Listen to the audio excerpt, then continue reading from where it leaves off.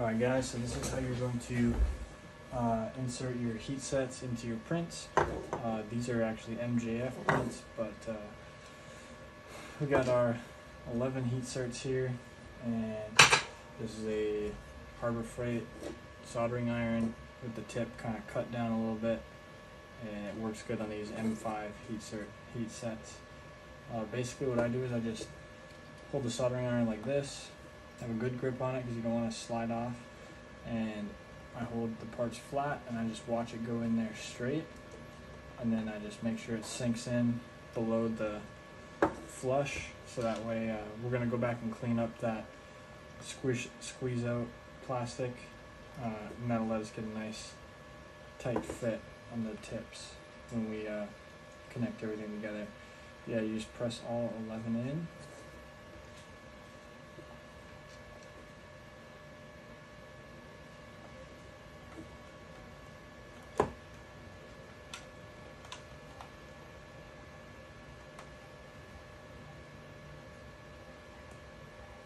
And just make sure you get them very straight. There's like jigs and stuff you can do for these, but I don't have one, so I'm not that fancy. So maybe one day. Don't use your good soldering iron for this because you'll ruin it. So use like a junk soldering iron, or at least junk soldering iron tips. And then boom, there we go. As you can see, I'm doing quite a bit of these right now.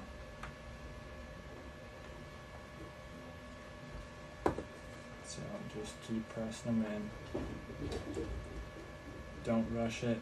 Don't push too hard because you don't want to crack nothing. Just light pressure. Enough to let it slowly sink in.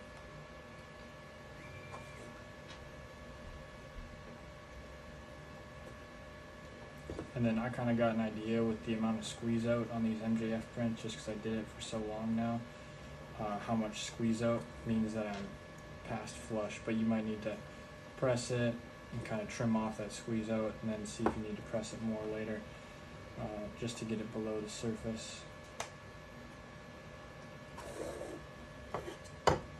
So these bridge ones actually seem to go in easier than the tube ones. I'm not really sure why, but maybe just print orientation affected something. This top one on the MJF is a little loose, and I don't really like how loose it is. It almost could just be pressed in physically without soldering iron. These back ones are perfect, no squeeze out and nice solid fitment.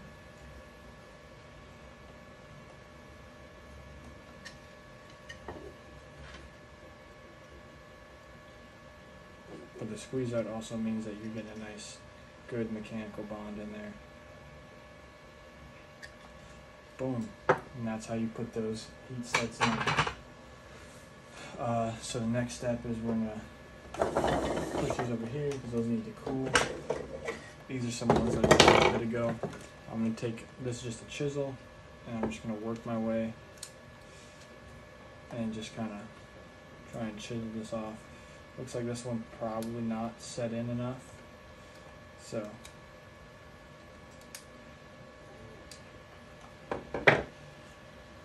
yeah, this one's not set in enough.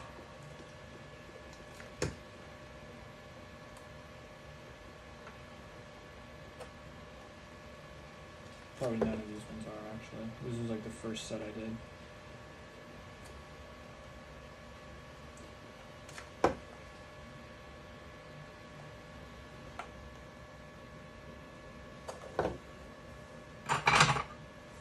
So we'll grab, switch back over to a different school.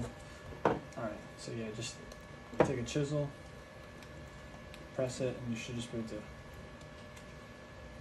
cut off all the squeeze out like that. And just, you know,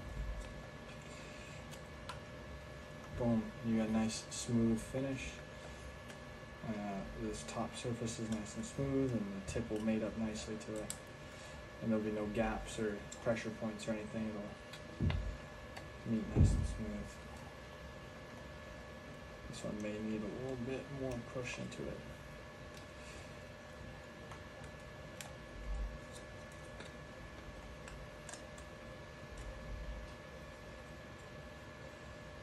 Alright, so this one might need a little bit more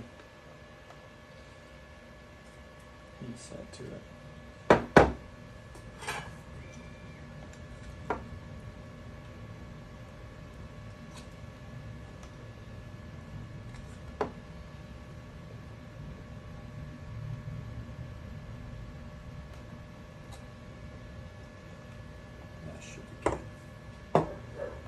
Just go around and clean these up. You don't gotta watch me do all this though. Alright guys, so once we got all these cleaned up and ready to go, this one still actually isn't cleaned up. Ignore that one. Once we get them cleaned up and ready to go, we're gonna move on to the bridge, and we're gonna get this little copper piece set in there, and that's the battery contact. So basically this is just a piece of single strand copper wire. This is what I'm using. It's 14 AWG single strand copper wire. Just cut off a piece that's about the length of the bridge, and then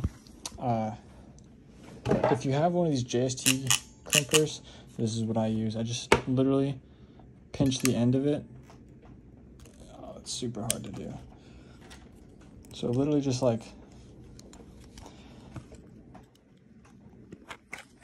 oh no, I'm trying to hold it and do it at the same time. Just pinch the end of the fucking wire, you get it, and then it'll crush it. Yeah.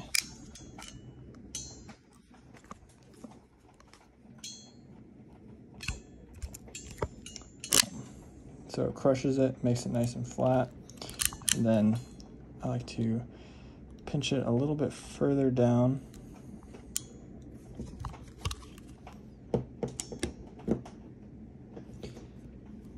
And instead of just removing it and calling it good, grab it like so there's a little bit of flat area sticking out, and just hold it, and then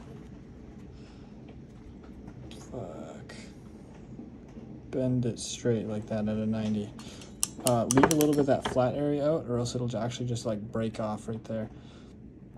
If you don't like bend, if you don't leave some flat area to bend, it'll literally just snap. And then you can just take that, and obviously there's only one in here, but you just take it and you can literally just push it in. It should just slide in, no problems. If it doesn't, just heat it up a little bit, maybe ream something out, and there's like a little channel for it to sit in. And then I'm just gonna coat that in epoxy to hold it in place once I get my like actual lead soldered on there. That's pretty much how you do that part. Next I'm gonna get into these displays and how to wire these up. Basically I stripped back the wire on this one a little bit. This one's actually not connected, but stripped it back. I'm actually experimenting with just cutting this blue wire, which is the video ground. I think that might be causing some weird issues, but I don't know how to confirm that. So I'm just leaving the video ground unhooked and gonna wire these up and see if there's any issues with them. Because some people are having issues with them not starting up, and I'm wondering if that's got something to do with the video grounds being like in parallel or something like that. And you know what I mean, just like everything being in parallel, does these video grounds somehow carry some type of signal that's fucking things up. So I'm leaving the video ground out.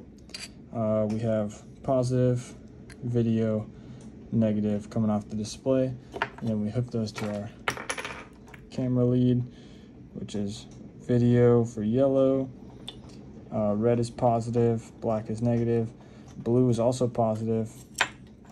We're doing the 3-wire method though, and the 3-wire method,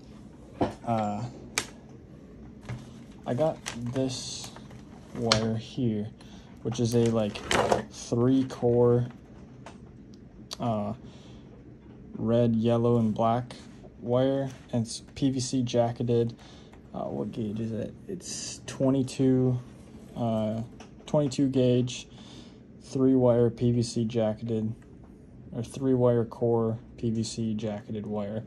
And the PVC jacket will hopefully prevent any like cuts from articulation or anything like that the brass tube might have if you can't get it perfectly sharp. And then it's also just, you know, a more rigid way of doing it versus the I don't even know where it was. I was using some weird goofy silicone wire, like it's silicone jacketed, and it's actually, you can like cut it with your fingernail, just pressing it. So it's not very good stuff. But yeah, so the 3-wire method is going to look more like this. So I do yellow to my camera and my camera positive and the camera VBAT, which is the blue wire. And then I do the red to the red on the display. And obviously the video ground's hooked up on this one, but I'm just going to trim that and call it good. But then the negatives all get tied together. And then yellow to green, and that's the 3-wire method. And there should be like a wiring diagram in the Discord for this. I'll also try and insert it into the clip. And yeah, so go ahead and wire them up like this. Alright guys, so I got everything slid into these pods installed. Basically I just ran my 3 wires at the top, ran my camera cable at the front, and on these MJF printed housings there's actually enough room to run your to run your little blue and black cable out the front with the camera. It kind of gets a little squeezed in there, and but there's enough room to squeeze that through there, and then that works fine. These MJF housings, they don't tighten onto the caps like the other, like FDM does, so that's kind of an issue, but I'm gonna figure out how to seal that up and make that tight. This back piece, basically just threw O-ring in there and tighten the collar on. The display is pretty tight, and then you can actually like turn this collar a little bit and it'll adjust the angle of the display. So if you don't have like an IPD where these will sit square like this, and maybe your sit's a little canted, you can actually turn the V760 to give you that square image as if it was straight. It's just all in setting them up. So I got this part now. I'm moving on to the bridge. So I'm building a low profile bridge for one set and a battery bridge for the other set.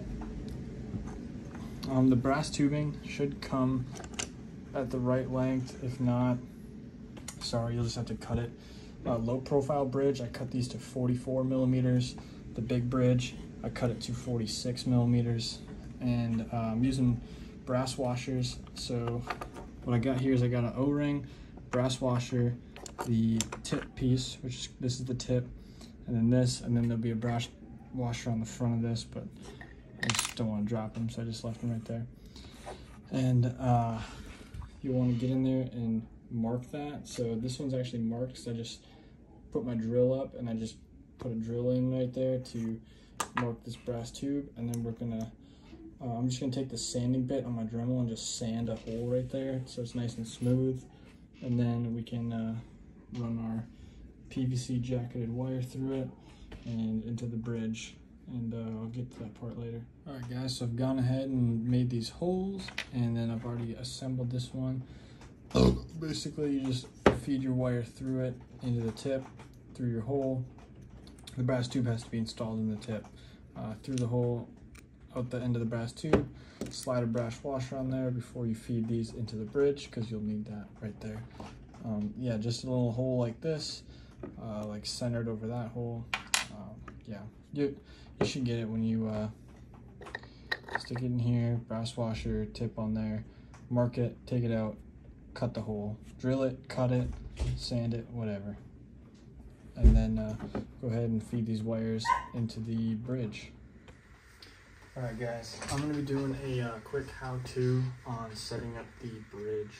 So basically this new bridge design has a hole here that's meant for the battery contact. So what we're using for battery contact is a piece of 14 gauge like solid core wire. I can't remember if it's called single strand or solid core. It's pretty common like household wire for like wiring houses.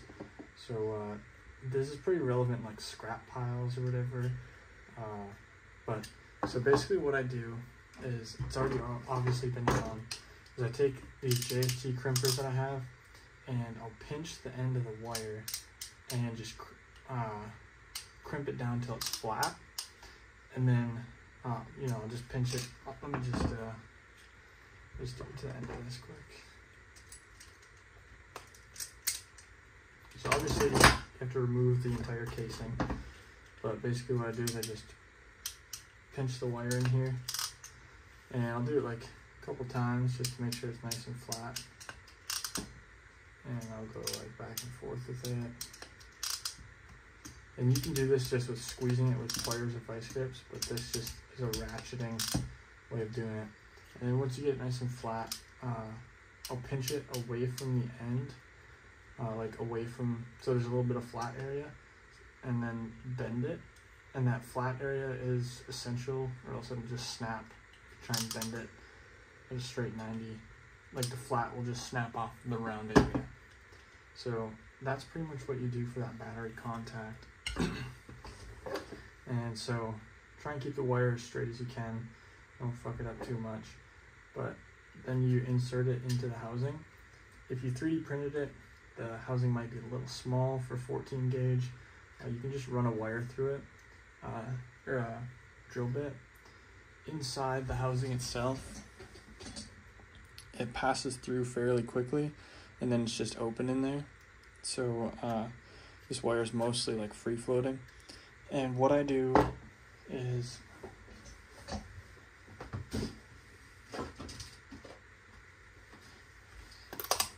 got a box of switches here.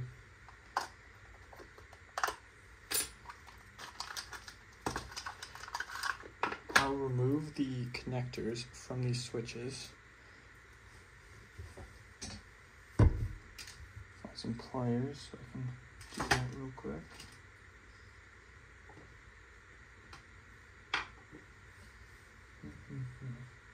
Tweezers, I mean. Removing these with tweezers is the best way that I've done it. Damn, where the hell did my shit go?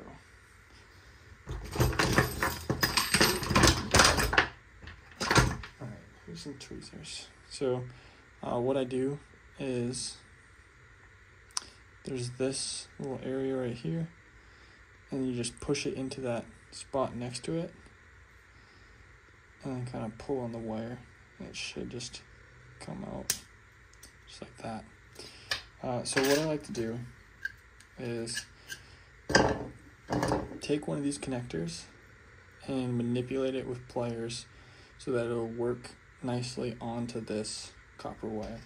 So I'll take, where's my pliers at now? What the fuck, man? Alright, take these, I just squeeze it in a little bit, tighten it on the sides, and then take these tweezers and insert it and open it up.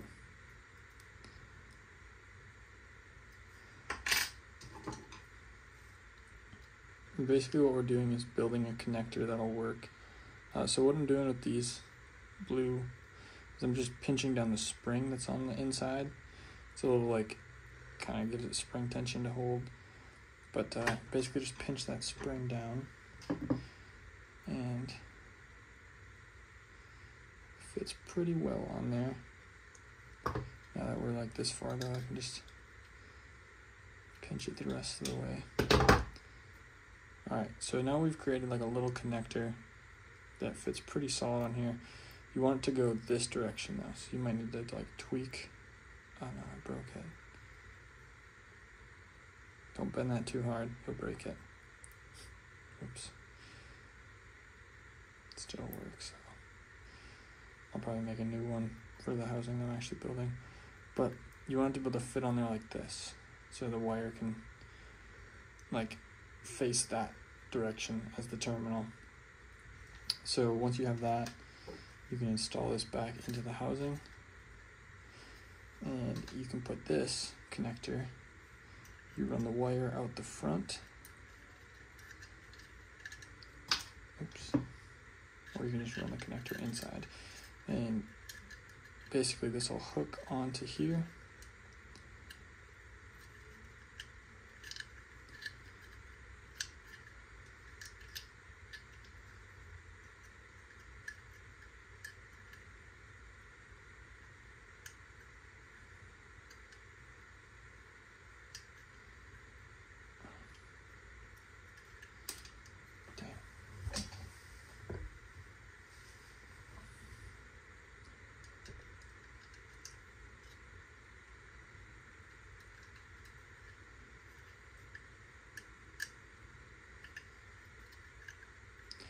boom, like that.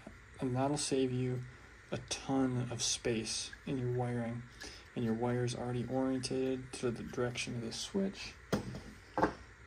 So this will serve as the positive terminal for your switch, right? Or for your internal battery. So you'll hook this to one of these NO terminals, either one. Just depends on if you want, you know, turning to that side be internal battery or turning this side be internal battery. And I like to have this copper flat area facing that direction, because when you thread it, it's not going to catch this lip. So on this side of the battery cap, I just epoxy in a nickel, and this is MJF printed, so these ones may be SLS printed, but either way, the tolerances for these threads came out way worse than FDM, and so it's pretty hard to like thread things on there. Since these are SLS prints, what I do is I just take a little piece of electric tape. You won't have to do this for FDM. So if you're printing your own housing, you won't have to do this. Just take a little bit of piece of electrical tape and then wrap it with the threads around.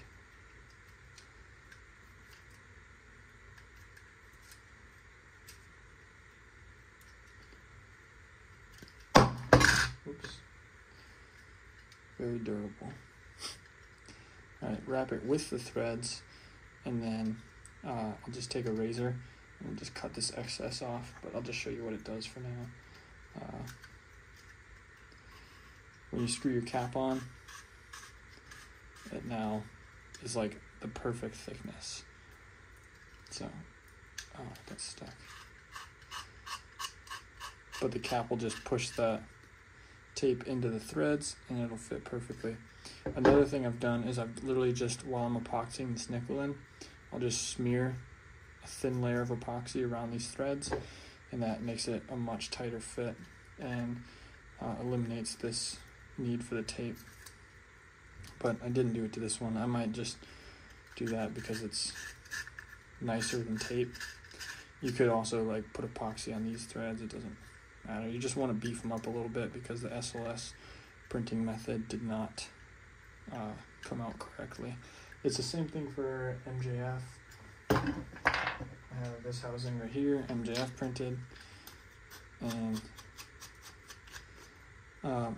this is when I put epoxy on the threads, and that basically just made them a little tighter. You can see they got some wobble to them, but once you secure it fully, the wobble's gone.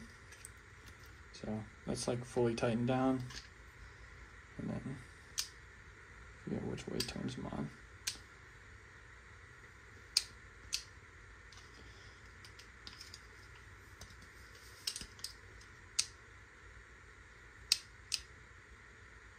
These batteries must be dead.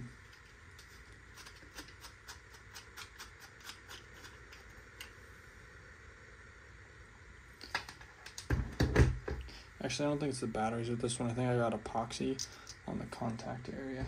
But so I guess just watch out for that. I'll just go in there and clean that up with a Dremel or something and make it right.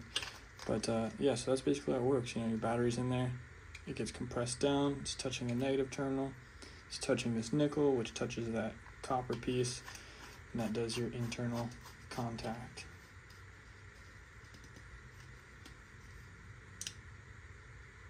Okay, there we go. Yeah, it was just a bad connection because of the epoxy on the nickel. But so check these out. These are a filter that I'm working on. It just uses a 30mm acrylic piece, and then just kind of goes on there. It's not super like solid fit. I haven't figured out like any kind of latching mechanism for it yet. Basically just sits on there at this point, but that gives it a nice like white phosphor feel, which is pretty sick. It looks better with your naked eye than it does on the camera. It's less blue, but yeah, that's pretty sick. Back to the regular shit I was talking about. Wiring your bridge, right? So we got our one contact right here. Grab our DC connector.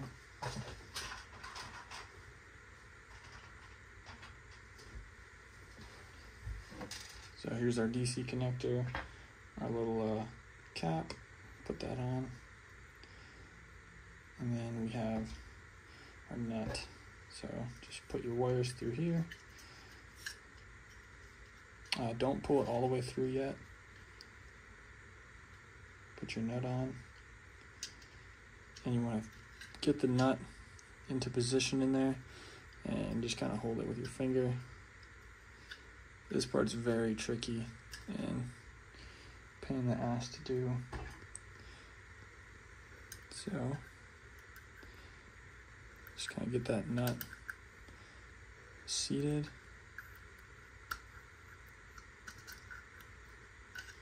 And in the FDM prints, the tolerance is tight enough so you don't have to hold the nut. But in the SLS, you have to freaking hold the nut in place, and it sucks.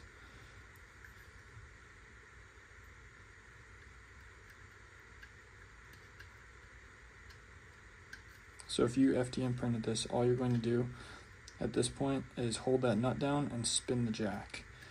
But as you can see, my jack is my nut just spins. That's because of the tolerances in the print.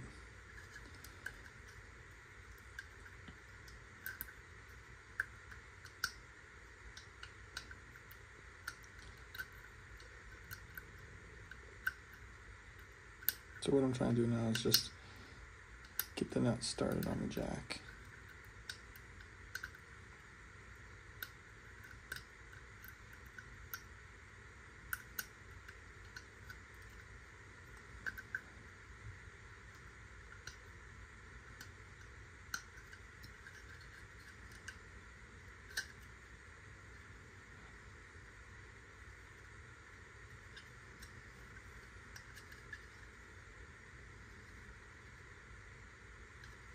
And if you leave out this rubber piece, it's way easier.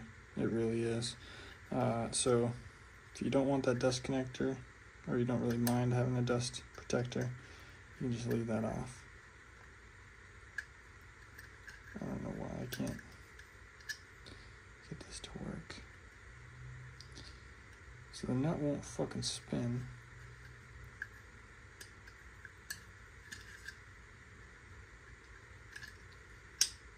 Must have been cross-threaded on there.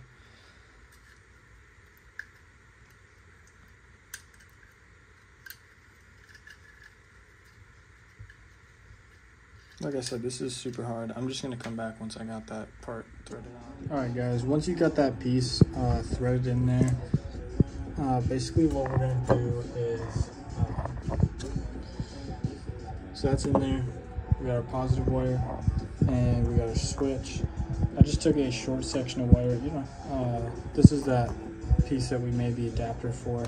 I just cut it off at, like, shit, I don't know. Compare it to your fucking blue clippers and see it's about the length of the handle of the blue clippers that everybody has. Yeah, so it should be enough to basically extend through here. Be able to hook on there with a little bit of slack. But go ahead, solder this piece up to the switch, and then you're going to take your ring and your square, and these have to go onto your red wire. So put that on there, and then these little spikes go down on the red wire. And then your red wire has to go out the front. So just push it through.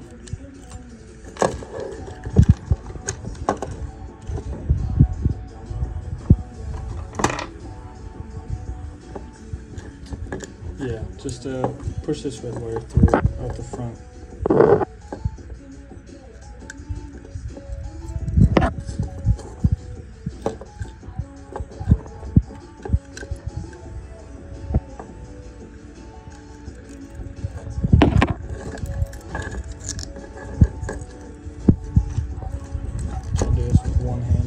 Freaking hard.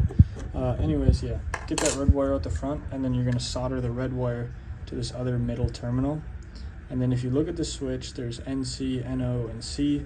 You can just cut these NC terminals off because they don't really matter. Or you could just leave them on. It really doesn't matter. Cutting them off gives you a little bit more space for things. But yeah, solder the end of that red wire up to this switch, and then go ahead and solder this wire up, heat shrink them. You should have enough like workspace out here in the front to do your soldering and heat shrink. Make sure you put the heat shrink on before you solder it. For the red wire, you might be able to fit your heat shrink over that connector onto there. And then yeah, I'll come back after that. Alright guys, once you have your switch soldered up, and I just put some tape on this one because the heat shrink wasn't long enough to cover the wire and the terminal. So just a little bit of tape on that. Once you have it this far, basically what you do is you like pinch these two terminals together. So you're gonna want to get them as close as possible. And then I just take another one of these wires just because it's there, it's handy, you don't have to cut it, it's pretty decent wire. Run it through there, twist it together, and make one connection, and then I'll put like a large piece of heat shrink to connect all these together. And then I won't cut this, I'll just leave it at this length for now. Yeah, I'm gonna go ahead and put that on, solder it up, and show you what it looks like. So basically I just stretch out the end of a piece of heat shrink. Yeah, this one ripped a little bit, but it's fine. And then I connect those two terminals together, solder them up. I'll slide this heat shrink over, and then, take this little air gun and just shrink the tube down.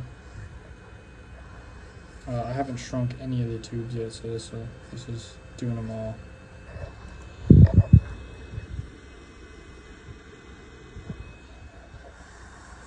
Yeah, that's basically how you do that. And then when we go to put this stuff through the bridge, this red wire, remember, has those that nut and that ring captured. We want to feed these through the nut and the ring and install the switch. So a thing to note is the switch has these flat areas, which are on the like vertical points of the switch, so the top and bottom. And there's flat areas on that metal square. Obviously it's in there, I can't really show you that, but there's like flat areas that correspond to these flat areas, and that lets the ring go on. So you're gonna need to do that. And yeah, I'll come back when I get to that step. Alright, so as you can see, I got the stuff kind of started, and what you want to do is, like, as you're pushing the switch into the housing, you can see mine's not fully seated, you push it through as you're threading it, otherwise other shit gets in the way like that. So like, yeah, just like keep the components, the square and the nut, like kind of free, and then just like push the switch through those components and align them, and like screwdriver, tweezers, picks, that's what helps with putting those together. So once I'm this far, I can just go ahead and start threading this nut on, and it'll just like pull the rest of the switch in. And the switch has a little gasket on it. I'm not sure what the waterproof rating of these are, but that's a pretty good little gasket. And yeah, so I'm just gonna go ahead and finish this up, and then I'll show you what to do. All right, once we have that switch fully threaded in, this is the point where I like to epoxy this contact in place. So I'll just like take some epoxy and I'll put it around there, I'll put a little bit on the edge, and then I'll just push this piece in, and it should be held in nicely. And then if you remember our green wire here with the modified terminal, goes onto that, so we can just then we have to re-thread it underneath this red wire to give us more room, but we're going to put that green terminal on there. Then we're going to take like a nice big chunk of heat shrink and just heat shrink this whole wire. It's easier to do that once it's all epoxied in place though. And this red wire is our output from the switch.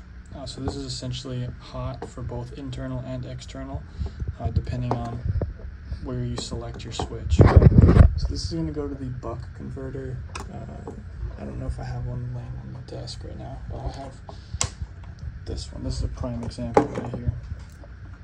So this is your buck converter, and on the back of the buck there's a positive in and negative in, and then a positive out and negative out. So basically you're going to treat these as your positive in and negative in wires to the buck. So go ahead and solder those up to the buck. You're going to want to shorten these quite a bit. I normally do like maybe 2 inches out of the housing is where I cut mine short.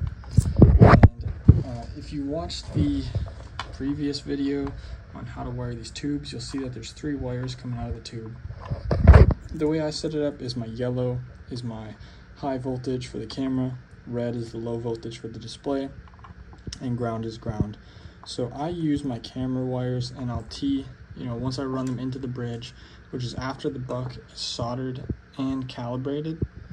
Once I have those run into the bridge, I'll actually tee the 2 high voltage wires together, and then just connect the high voltage to the inside on the buck, so that way it's pulling the unregulated voltage from your batteries to power the cameras, because the cameras have their own internal regulators. So once you do that,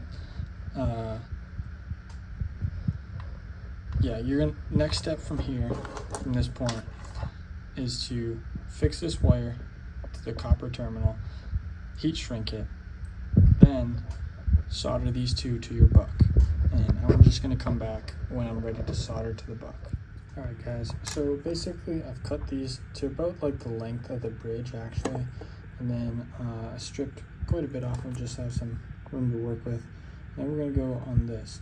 So I like to put the wires through the back side of the board, because then there's no chance of like a stray strand coming out and touching one of these tiny components. And then you'll get like a better visual of the front if you got a nice good solder joint. So I'm going to go ahead and put this buck on here. The way I like to do it is I put the negative on this outside pin, and I put the positive on this inside pin.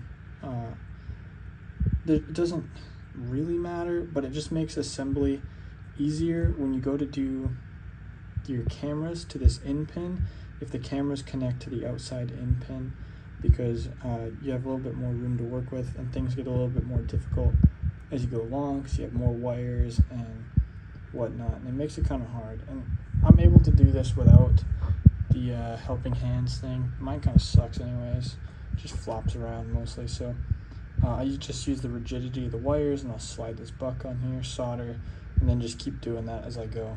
So I'm gonna go ahead and put this buck on here, solder it up, and then I'll show you how to adjust the voltage coming out of it. Alright guys, so I went ahead and put this on there. I used a little bit of flux to try and get the solder to melt across it better.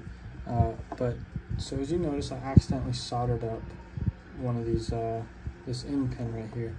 And I'm going to show you guys how to actually remove that solder.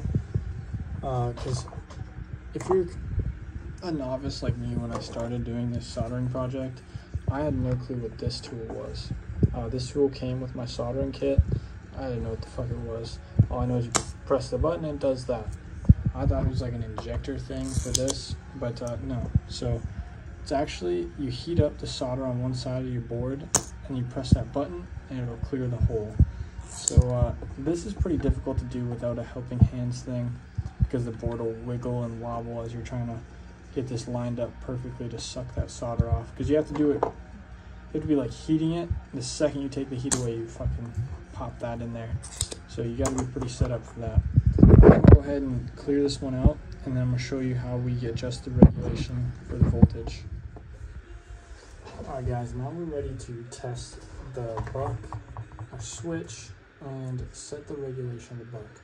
So I just have this 3000 milliamp hour. It's a 7.4 volt battery, so similar to what the two CR123s will output.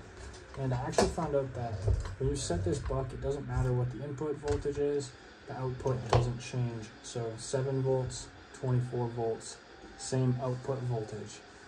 So what we're going to do is we have our voltmeter here, and we have it set to 20 volts DC, and we have our buck converter here, and we're just going to kind of pin that to the table with these two leads. So first of all, turn the switch one way, and we have nothing. Okay, that's not good. Turn it the other way, and we have a voltage. So this is the internal battery direction then. It's just dropping out what was in there in the capacitors. But the internal battery is to the left, and the external battery is to the right. Don't really need to test, the switches will work, right? You don't really need to test that function. So what we're going to do is we're going to turn it on, so it's getting its voltage from the battery. And it always comes canned at like a 6.8 volts, and it fluctuates a lot. And that's just how it is when you get it. And we're going to take a Phillips screwdriver. I have this one, which works really good. I don't know what exact size it is, but it's not tiny. It looks like you need a tiny one, but tiny ones won't work actually. So you need kind of a bigger one. And you just put it in there, and you'll kind of just feel that it catches a little bit. That's where you want it. You don't want to push down on this. This is a very sensitive little potentiometer. And you're just going to gently, very gently turn it. And you'll see the voltage start to change.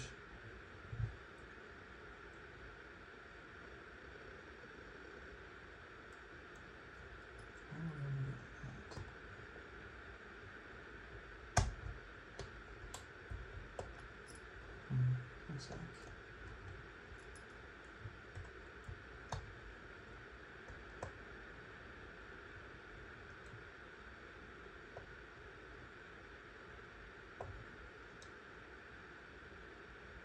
Right, there we go.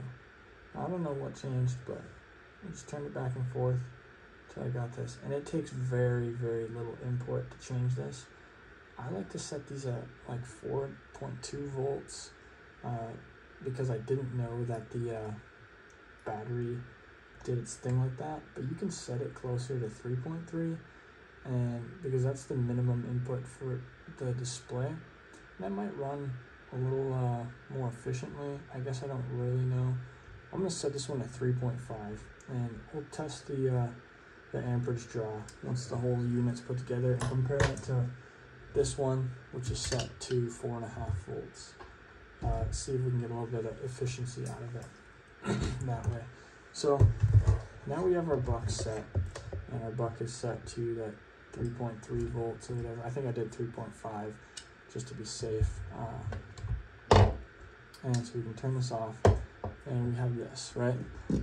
In the last video, I showed you how to wire up these displays.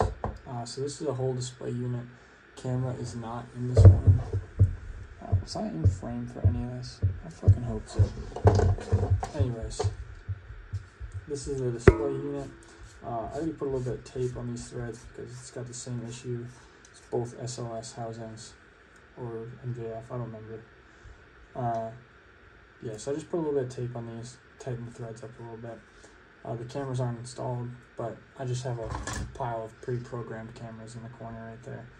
And I'll just throw those in whenever I'm, finally ready to power it on. So at this point, we have this, and I think the last video covered installing the tubes and cutting it and everything.